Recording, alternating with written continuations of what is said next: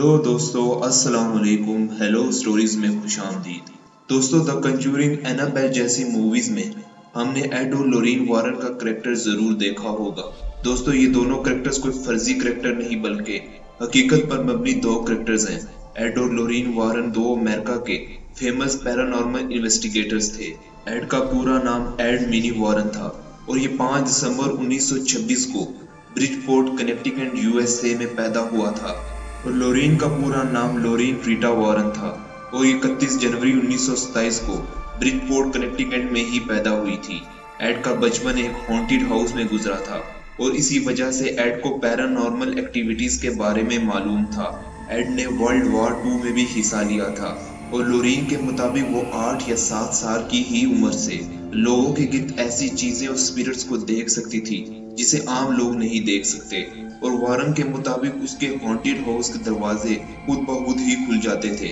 और लॉरेन के मुताबिक एक बार आर्बर डे में इसकी हम जमातों ने एक पौधा लगाया। लॉरेन का कहना था कि जैसे ही इसकी हम जमातों ने पौधा जमीन में डाला, लॉरेन के मुताबिक इसने उसी वक्त पौधे को मुकम्मल तौर पर उगे हुए दरख्त के तौर पर देखा। जब एक राहिबा यानी नन ने इससे पूछा कि वो आसमान को क्यों घूर रही है, तो इसने कहा कि वो इस पौधे को मुकम्मल तौर पर उगे हुए दरख्त के तौर पर देख रही है। इस पर राहिबा ने लॉरेन से कहा कि क्या वो मुस्तकबिल को देख सकती है, तो लॉरेन ने कहा हाँ, वो मुस्तकबिल को देख सकती है। इस वक्त इसकी उम्र 12 साल थी और लगता नहीं कि वो इस उम्र में कोई कहानी या इस तरीके का कोई मजाक कर सकती थी। एड और लॉरेन ने 1945 में शादी कर ली।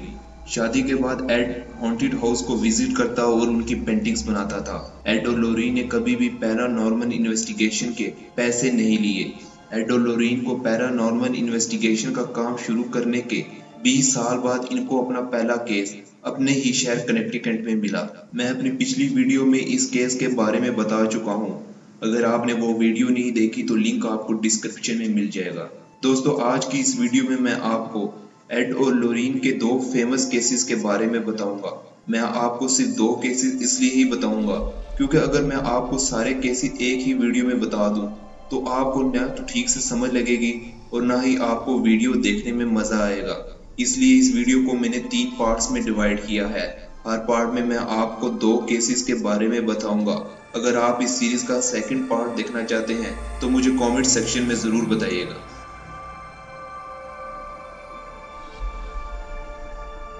दोस्तों, एड और लॉरेन के मुताबिक एनाबेल का ये केस 1970s में अमेरिका में पेश आया था। एक बार एक माँ ने अपनी बेटी को उसकी बर्थडे पर एक डॉल गिफ्ट की थी। इसकी बेटी का नाम डोना था और वो एक नर्सिंग की स्टूडेंट थी, लेकिन उसको डॉल से खेलना बहुत पसंद था। वो एक छोटे से अपार्टमेंट में अपनी दोस्त एंजी के साथ रहती थी। डोना डॉल को देखकर बहुत खुश हुई, लेकिन कुछ ही अरसे बाद इन दोनों को ये मालूम हो गया कि इस डॉल में कुछ ना कुछ गड़बड़ जरूर है। डोना इस डॉल को अपने साथ बिस्तर पर रखकर सोती थी। कुछ दिनों बाद डोना को लगा कि इसकी डॉल हल्की हल्की हिलती है। शुरू में तो डोना को ये सिर्फ अपना वहम लगा, लेकिन बाद में डोना को मालूम हो गया कि ये सिर्फ उसका वहम नहीं है। अगर डोना इस डॉल को चेयर पर रखती तो ये डॉल उसको फर्श पर पड़ी मिलती, लेकिन आहिस्ता आहिस्ता ये वाकयात बढ़ने लगे। अगर वो इस डॉल को बेड पर रखती और रूम का दरवाजा बंद कर कर कहीं जाती तो वापसी पर ये डॉल उसको कमरे के बाहर दरवाजे के सामने पड़ी मिलती। जब अक्सर डोना और इसकी दोस्त एंजी अपार्टमेंट में वापस आते तो इनको अपने कमरे से कागज के टुकड़े मिलते जिन पर अजीब किस्म के मैसेजेस लिखे होते। कभी इन कागजों पर हेल्प अस लिखा होता तो कभी कुछ और। ये अल्फाज बहुत ही खराब हैंड राइटिंग में लिखे होते, जैसे किसी बच्चे ने इनको लिखा हो। इन दोनों को अपने अपार्टमेंट में से लंबे लंबे बालों में बंधे खिलौने भी मिलते, जो कभी डोना के बेड के नीचे से मिलते तो कभी उसकी अलमारी में से।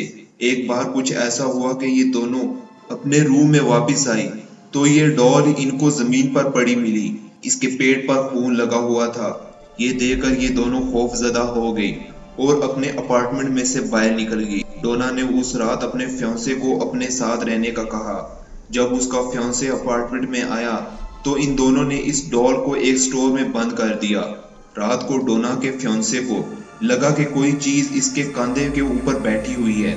और इसका गला दबा रही है, लेकिन उसे वहां कोई नजर नहीं आया। लेकिन इसके गर्दन पर मौजूद निशान ये बता रहे थे कि किसी चीज ने इसके गला जरूर दबाया है। डोना ने अगले दिन उस वक्त के मशहूर पैरानॉर्मल इन्वेस्टिगेटर्स एड और लोरेन वारन को बुलाया। इनने जब इस डॉल को इन्वेस्टिगेट किया तो इन्होंने डोना को बताया कि इस अपार्टमेंट में एक 7 साल बच्ची जिसका नाम एनाबेल हिगन्स था, इसका कत्ल हुआ था और इस डॉल में शायद उसी लड़की की रूह मौजूद है। इनके मुताबिक इस डॉल का उस लड़की के कत्ल के साथ कोई ना कोई लिंक तो जरूर है।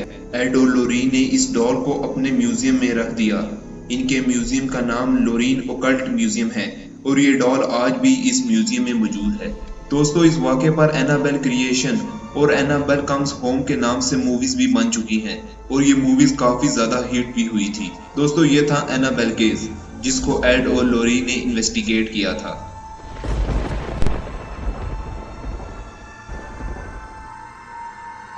दोस्तों, ये केस भी एड और लोरी ने ही इन्वेस्टिगेट किया था। दोस्तों, इस कहानी की शुरुआत 1974 से होती है जब एक फैमिली पेंसिल्वेनिया में मूव होती है। इस फैमिली में कुल 6 मेंबर्स थे, जैक, जेनेट, इनके 2 बेटियां और जैक के माँ बाप जिनका नाम जॉन और मैरी था, और इस फैमिली के पास एक पेट डॉग भी था। ये फैमिली जिस घर में मूव हुई थी वो घर 2 मंजिला था। ये फैमिली ये नहीं जानती थी कि आगे इन लोगों के साथ इस घर में क्या होने वाला है। इनके साथ इस घर में वो हुआ जिसने दुनिया को हैरान और खौफजदा कर दिया। आज भी लोग इस कहानी को याद कर कर खौफजदा हो जाते हैं। ये कहानी आज भी लोगों के रोंगटे खड़े कर देती है। ये घर कोई नया घर नहीं था, इसलिए इसमें काफी रिपेयरिंग का काम था। इन लोगों ने ये काम खुद करने का फैसला किया। रिपेयरिंग के दौरान इनको कई बार ये लगा कि इस घर में कुछ तो अजीब है, लेकिन इन लोगों ने इस पर ज्यादा ध्यान नहीं दिया। कुछ ही दिनों बाद इन लोगों के साथ अजीब और गरीब वाकयात का एक सिलसिला शुरू हो गया। इन लोगों के मुताबिक कई बार इनको सीढ़ियों पर एक साया नजर आता और इनको यूं लगता कि जैसे कोई सीढ़ियों पर चल रहा हो। पानी के पाइपों में से अजीब और गरीब आवाजें आती और फर्नीचर अपने आप हिलने लगता। घर की रिपेयरिंग के दौरान इनके टूल्स गायब हो जाते। घर की दीवारों पर नया पेंट करने के बावजूद भी अजीब और गरीब किस्म के निशान पड़ जाते। कई बार दरवाजों पर नाखूनों के निशान भी नजर आते, जैसे किसी ने इंतहाई दर्दनाक अंदाज में दरवाजों को खरोचा हो। जैक के माँ बाप के मुताबिक इनको घर में से किसी के झगड़ने की भी आवाजें आती। जैक की माँ मैरी के मुताबिक इसको जेनेट की आवाज आती और जेनेट के मुताबिक इसको इसकी सास मैरी की आवाजें आती। लेकिन जब इन दोनों ने एक दूसरे से पूछा तो इन्होंने साफ इनकार कर दिया कि इन दोनों ने एक दूसरे को आवाज नहीं दी, लेकिन इन दोनों को एक दूसरे की आवाज जरूर आई है। दोस्तों, इस फैमिली का नाम स्मर्ल फैमिली था। इस घर में मूव होने के कुछ ही अरसे बाद जैक की माँ को हार्ट अटैक हो गया और स्मर्ल फैमिली माली मुश्किलात में गिर गई। इन लोगों के मुताबिक इनको एक काला साया नजर आता। जेनेट के मुताबिक एक बार उसने ये साया किचन में देखा तो वो भागकर अपनी सास मैरी के पास गई, लेकिन मैरी ने उससे कहा कि इस साया को अभी अभी उसने दरवाजे की तरफ जाते हुए देखा है। स्मर्ल फैमिली के मुताबिक एक बार उनके कुत्ते को किसी ने हवा में उठाकर दीवार पर मारा। जैक के मुताबिक किसी चीज ने एक बार उसको उसके कमरे से घसीट कर बाहर निकाल दिया। ये वाकया जेनेट के साथ भी हुआ था। जैक को किसी ने उस वक्त ये मशवरा दिया कि उससे पैरानॉर्मल इन्वेस्टिगेटर एड और लोरीन को जरूर बुलाना चाहिए। जैक और जेनेट ने यह फैसला किया कि वो एड और लोरीन को अपने घर जरूर बुलाएंगे।